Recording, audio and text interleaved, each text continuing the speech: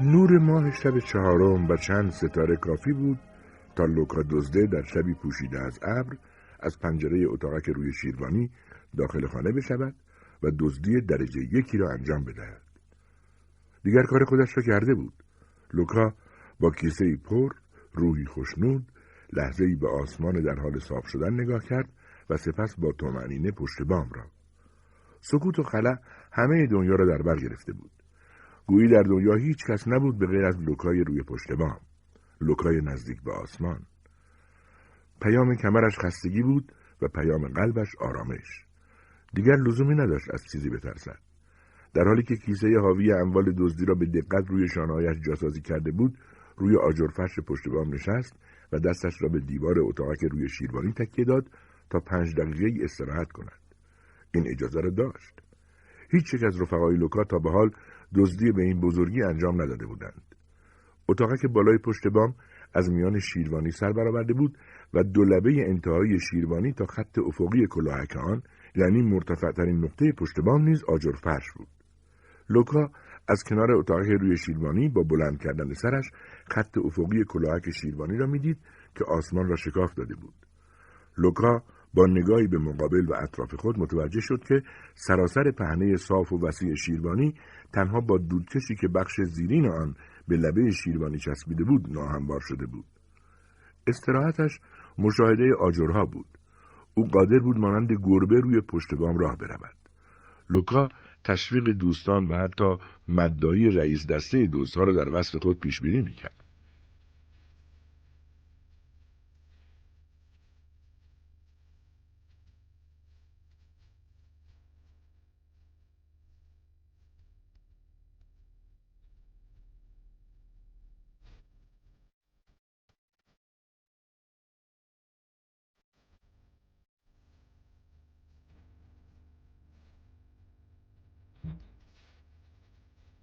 لوکا دزده بدون ساعت نیز قادر بود زمان را به درستی تشخیص دهد.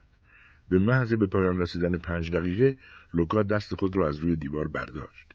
ریسمان کیسه را به دست گرفت. یکی از دستهایش را روی شیروانی گذاشت و آن را روی آجرها فشار داد. سپس بلند شد و ایستاد. اما ناگهان نگاهش به خط افقی کلاهک شیروانی افتاد و خون در رگهایش منجمد شد. از پشت قله شیروانی سری بزرگ و سیاه‌رنگ ظاهر شده بود به همراه 2 چشم براق که در تاریکی با آذرخش ساطع شده از خود لوکا را سر جایش خشک کرده بود. چند لحظه بعد مردی در بلندترین نقطه پشت بام ایستاد. او دستانش را با فاصله دور از هم نگه داشته و هفتیرش را مستقیم به طرف لوکا نشانه گرفته بود. مرد در کمال خونسردی دستورش را صادر کرد. دستا بالا! لوکا دزده با ترس و لرز دستانش را به سمت بالا برد. مرد ادامه داد: بی حرکت! بی اینکه صدایش را بالا ببرد به نظر لوکا رسید که کلمات گوشخراش او در فضا میپیچیدند. لوکا صدای ضربان قلبش را میشنید. صدایی شبیه به شکستن.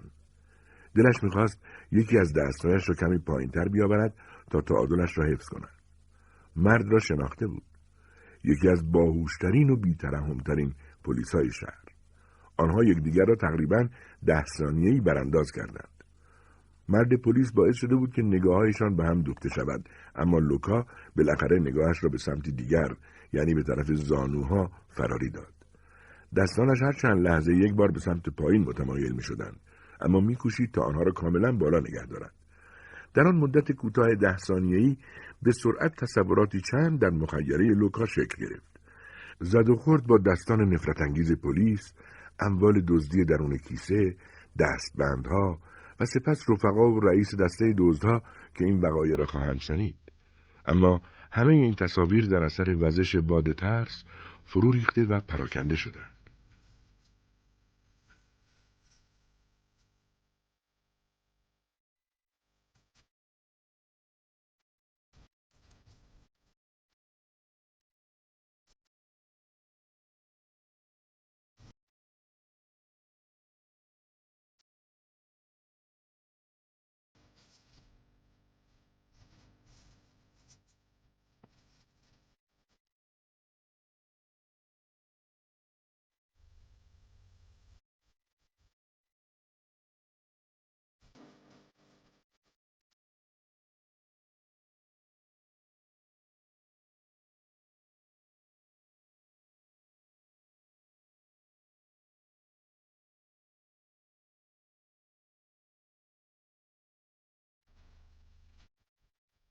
پلیس به طرف انتهای خط افقی کلاهک شیروانی رفت.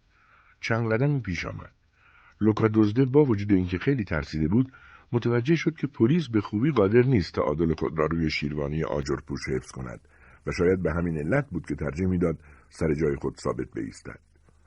مثل این بود که روی دو پایش سبز شده باشد، پاهایی با ساقای کوتاه و کمی دور از هم. همانطور که هفته خود را مستقیم به طرف لوکا نشانه گرفته بود گفت: به حرفام توجه کن. از جات بلند میشی میای اینجا. دستا بالا. با اولین حرکتی که بکنی بهت چلیک میکنم. چه دستات پایین بیاری چه مسیرت تغییر بدی. بیا دون لوکا. هنگام نطق پلیس، لوکا در ذهن خود بررسی میکرد که آیا میتواند خود را به سمت راست به لبه پایین دودکش برساند یا نه. اما با این عمل یکی از تیرهای 7 تیر نصیبش میشد. مخفی شدن در اتاقک روی شیروانی هم در حکم تله او بود. هیچ کاری نمیتوانست انجام دهد جز اطاعت محض. لوکا بدون کمک دستایش موفق شد چند قدمی بردارد. اما چند لحظه بعد برای هرچه بیشتر به تعبیر انداختن لحظه لمس دستان پلیس و مطابق غریزه حرفه‌ای‌گری شغلیش آرام آرام و یک قدم در امتداد اسلحه پلیس به صورت مایل از پشت بام بالا رفت. دستانش به اندام او رعشه وارد می‌کردند. پلیس پوزخندی زد و گفت: زود باش. کیست خیلی سنگینه؟ دیالا تندتر. لوکا دزده میخواست جوابش را بدهد، اما فقط توانست چند هجای نامفهوم و آرام را ادا کند. متوجه شد که تا آن لحظه کلمه‌ای هم حرف نزده. با سکندری‌های مصنوعی و ماهرانه خاص خود چند قدم دیگر هم روی انبوه آجرها راه رفت.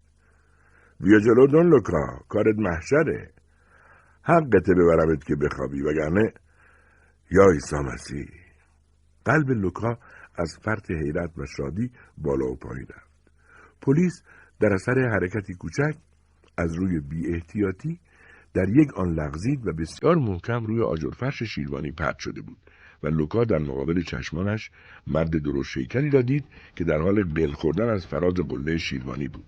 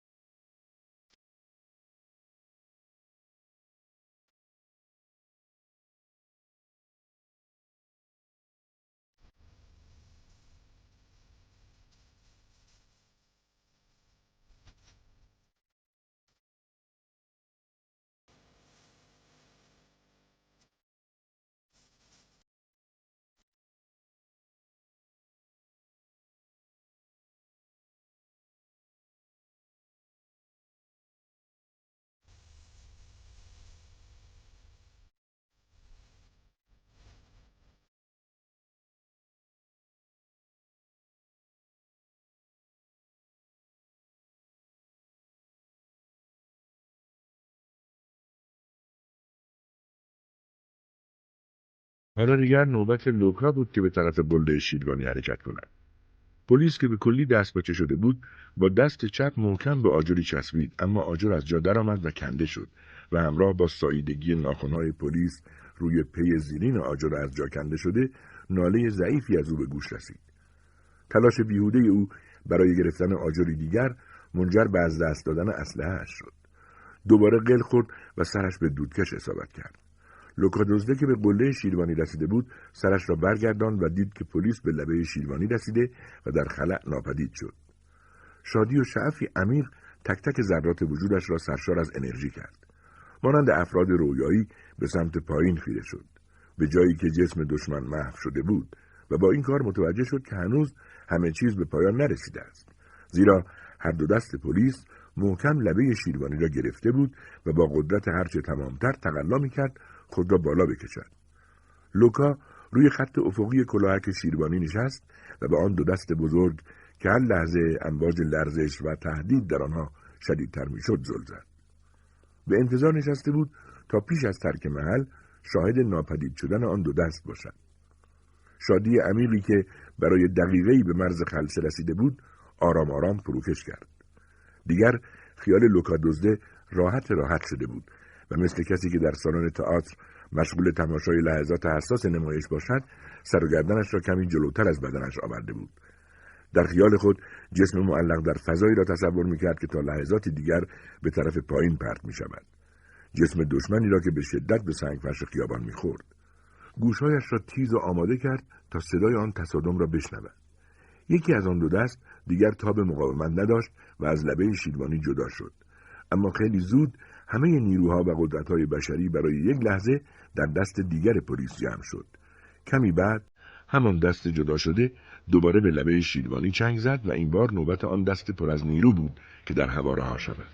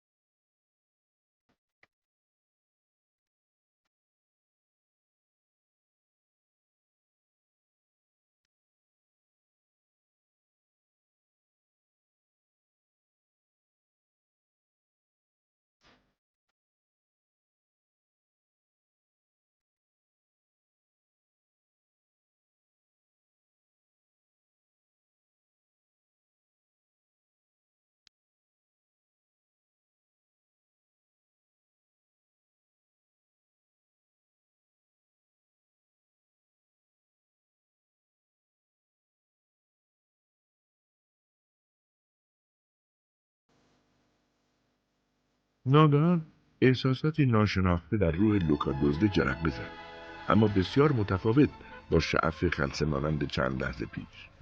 او پلکایش را روی هم گذاشت و به هم فشرد. دوباره چشمانش را باز کرد. احساس کرد که از سمت پایین صدای آخرین نفس مرگباری می آید. نفسی برخاسته از آن دو دست. لوکا دزده دیگر چیزی نفهمید و فوراً و بی اراده از جا برخاست. در یک آن کیسه را از دوشش برداشت و روی آجر فرش گذاشت.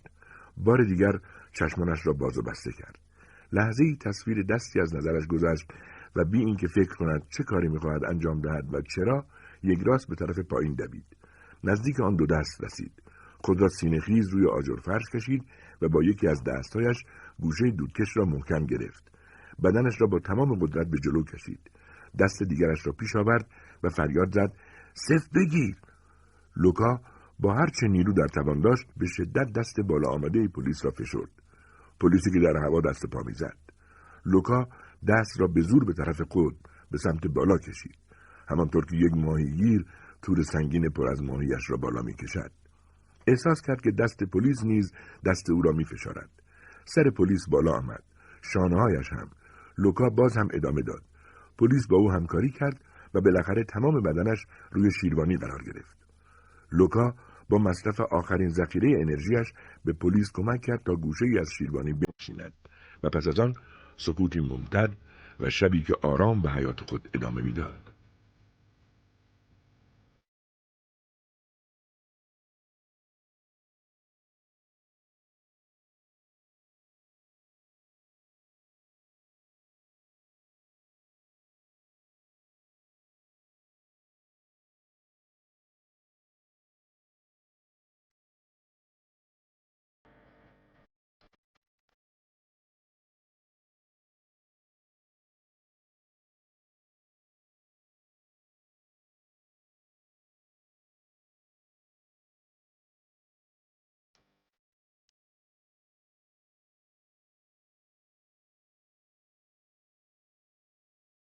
پلیس به طرف پایین به اعماق خیره شده بود، اما 100% چیزی نمیدید.